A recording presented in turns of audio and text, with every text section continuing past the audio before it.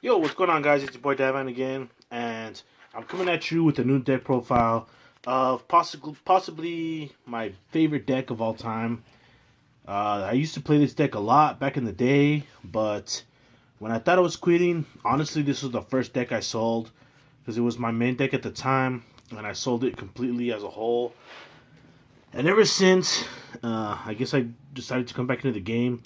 I wanted to play the deck again, and luckily, I was lucky enough to win an auction on eBay for three of this deck. Unfortunately, they were unlimited, which I didn't know. And whatever, I know a lot of people are like, first dead, unlimited, whatever, the card's a card. But it does honestly kind of bother me because I used to have this deck. Like, everything was hollow. It was one of my favorite decks, like I said. And yeah, it's cool to have it again, but I'm just going to go ahead and profile it for you guys. It's ABCs, of course. 3A or 2A Assault Core. I'm sorry. I'm so used to saying 3 because before I used to play 3. 3B Buster Drake and 2 Crush Wyvern. I was honestly really against playing less than 3 of each of them, but as I started playtesting, now that I am playtesting a little bit more, I was finding out that it did lead to dead draws, and you don't need to play 3 of all of them anymore.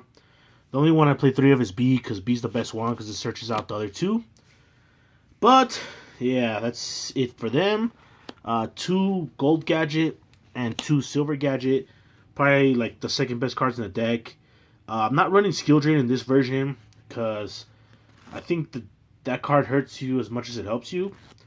Does that make sense? I still like that card a lot, like Skill Drain. If I had it, I would probably side deck it. But at the moment, I don't have any. So 2 and 2. Then 1 Dark Worm and 1 Destrudo. I'm only playing 1 Destrudo because nobody's playing DD Crow anymore. Nobody's playing like Rhapsody and Berserk or whatever. I guess the one way this could get banished is by Called by the Grave or that new spell card that came out in the special edition. But these 2 cards are just really good for this deck. This one's like a free summon if you don't have any monsters at the beginning of the turn. And this lets you go into Ancient Fairy Dragon, which is one of your best cards in this deck. Then I'm playing 2 Effect Veiler. I was playing 3 before, but it kept breaking, so I decided to just go back down to 2. If I had Ghost Ogres, this would be Ghost Ogres, but I don't have Ghost Ogres, so gotta make do with what I got. That's it for the monsters. For the spells, 3 Terraforming, of course, because Terraforming is like the best card in this whole deck. Lets you do so many plays. 3 Union Hanger. I really miss my supers because I had these supers, but whatevs. Still the same card. Still play it the same way. And then 1 Dragon's Ravine. I've seen a lot of people playing 3, and I don't know why. Because you're playing 3 Terraforming. There's no way you're going to need to be playing more than 1 Dragon's Ravine because you're only playing 2 targets. And honestly, there's another card in the deck that acts like another Dragon's Ravine without having to discard a card. 2 Pot of Desire. I'm still playing it, even though I'm only playing 2 of A and C, because this card just gives you so much advantage. If you're able to do your combo and get your A, B, and C in the grave, then you do this, banish your top 10 cards, get 2 cards for free. It just, opens up your plays. 2 Cosmic Cyclone. I've been debating between Cosmic Cyclone and Twin Twisters, but most of the time I decided that it's better to discard the card with Buster Dragon than with Twin Twisters. So I decided to go with Cosmic Cyclone just because it's better against pendulums and stuff like that. 1 Monster Reborn. If I had Raigeki, this would be Raigeki, but I don't have one at the moment, so I'm playing 1 Dark Hole. 1 Foolish Burial. I know a lot of people hate this rarity, but I honestly think it's not that bad looking. Like, it would be a little bit better looking if the foiling on the Foolish Burial, the wording wasn't so nasty looking, but I honestly think it looked kind of cool. And then 1 limiter removal for True Draco helps you get over Masterpiece with one of your smaller guys. If you have a or a B, yeah, even B helps you get over them. And then I'll see it coming. I just always like limiter removal. Like you can see in my other videos, I'm playing Cyber Dragons, so that's one of my favorite cards. And I'm trying to, I guess not playing in every deck, but play it in decks where it makes sense. And in this one it does, because even if you send your piece to the grave, it helps you set up your Dragon Buster for next turn. Or most of the time you're going to exceed with it, so it doesn't really matter. For the traps, 3 Anti-Spell Fragrance, because this card is just so good right now. It stops every deck, because every deck plays a lot of spells right now.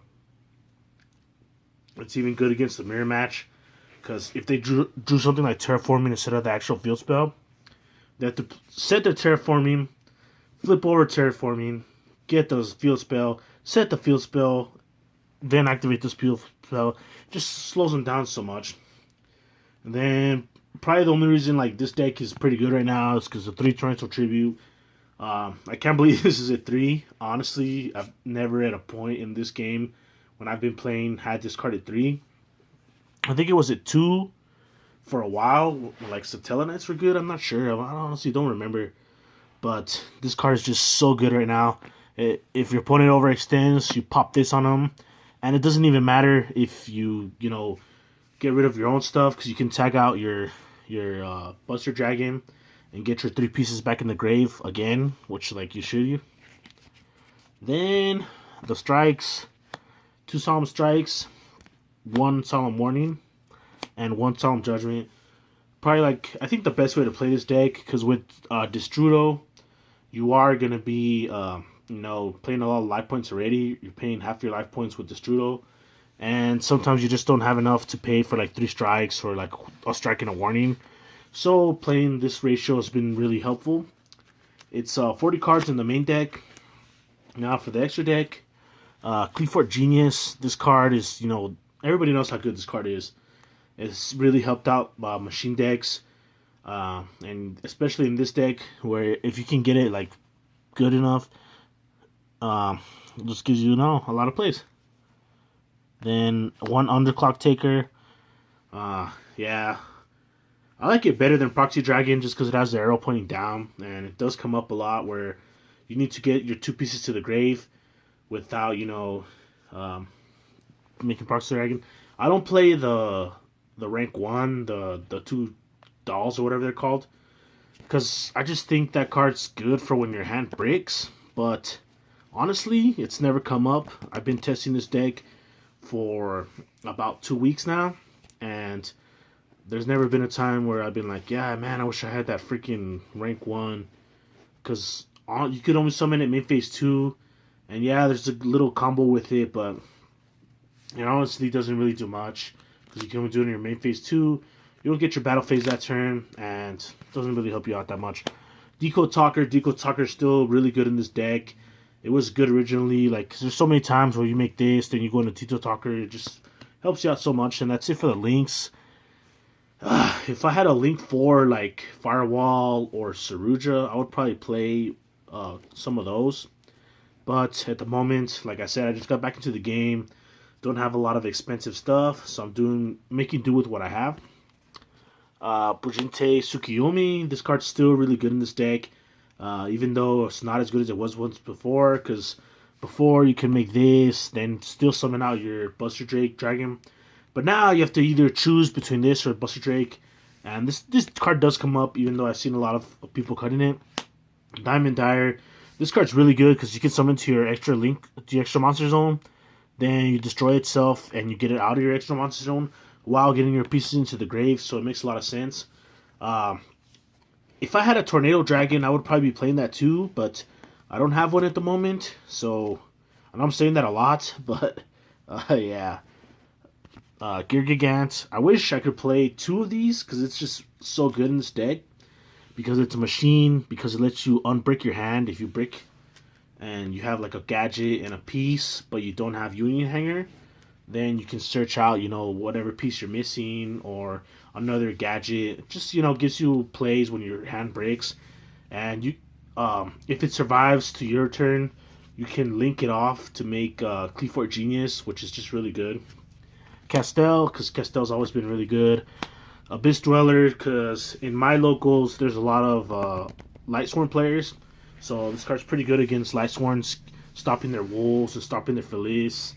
And even Fairy Tail Snows, you activate it right on their turn, and even if they mill those cards, they won't be able to do anything. Then the Utopia package, because it's just really good against almost everything. It just comes up a lot of times, like against Burning Abyss and random stuff like that. And sometimes you just need a random 5,000 beater. Ancient Fairy Dragon. For the combo, this card's just really good. I can see why it got banned in the OCG. Because being able to destroy your field spell lets you add another field spell. It doesn't even have to be the same one. Then it also lets you special summon a level 4 lore from your hand. Like, it just does so much, especially in this deck. And then one Black Rose for those random times where you want to nuke your own field or whatever to get your Dragon Buster out and not have to worry about back rows. Then finally 3 Buster Dragon. Yeah. That's it for the extra deck. I don't have a side deck right now because I haven't been able... I probably won't be able to take this to locals till Tuesday if I get to play. But I just really find it consistent. It's really fun to play. Like I said before, it's one of my favorite decks. And it's just a lot of fun. Even though it's kind of boring, generic, whatever you want to say. Kaiba plays this freaking deck, man. Like, I don't know. I didn't like the other versions that were running out there that are playing like a bunch of hand traps and a bunch of stuff like that. Because most of the time with this deck, you're almost never going to have a hand. If you do, it's 1 or 2 cards, and you're going to be discarding one of those cards to activate Buster Dragon's effect. And yeah, just like, I know a lot of people have cut out Pot of Desires from their build because they say, nah, it's consistent enough without having to use that card because you're not running through of everything. But it's just a bunch of times it's come up where you have your pieces in the grave to make Buster Dragon, or you can get to it if you just draw that one more piece. And it just works out so many times that I've just decided, you know what, screw it. And Destrudo is a really good card. I'm hoping in the next OTS pack that it comes super rare so I can, you know, upgrade this one. As for, like, you know, future videos on this channel, I have a Lightsworn deck profile that I'm waiting to show you guys. I'm still waiting for a couple more cards to come in, like always. But I think that deck is pretty interesting. I like that deck a lot too. It's got so many different combos, so many different things you can do. It's not just like linear deck, you know, like True Dracos where you just, you know, summon out Masterpiece, set a bunch of back rows. This deck actually requires a little bit of thought. Who would have thought? Actually having to think while playing Yu-Gi-Oh! But yeah, and also the new special edition is just going to add a lot of, you know, playability to these kind of decks. Because Called by the Grave, or Called to the Grave, I can't remember the name of that card. But it's really good against hand traps like Ash Blossom that, you know, stop certain decks. And Gamma's also a really good card against hand traps and other monster effects. So I guess we'll have to see and see what happens. I know the YCS is this weekend. YCS Salt Lake. A couple of guys from my locals are heading over to that. And I'm really interested to see if they top or anything. Because, you know, some of the better players. So if I can beat them, you know, I'm a YCS champion, obviously. But yeah, like, it's just really cool to see people from your locals top and stuff like that. Because then, you know, you can say, like, oh, I'm playing against the guy that topped in YCS, whatever. Even though it's not the same thing as the locals, you know, whatever. I'm not saying that I'm going to be able to go to, like, a YCS or anything like that. Because I probably won't be. Because I know there's, like, a YCS Lubbock. And that's, like, 5 hours away, which is not that bad. But the thing is, getting time off from work to go play Yu-Gi-Oh! It's really tough for me because Saturdays and Sundays are usually like our busy days. So yeah, that's it for this deck profile, guys. Sorry that I rambled on a little bit at the end, but if you stayed to the end, thanks a lot. I appreciate it. And until next time, this is your boy Ivan, and I'll see you guys later.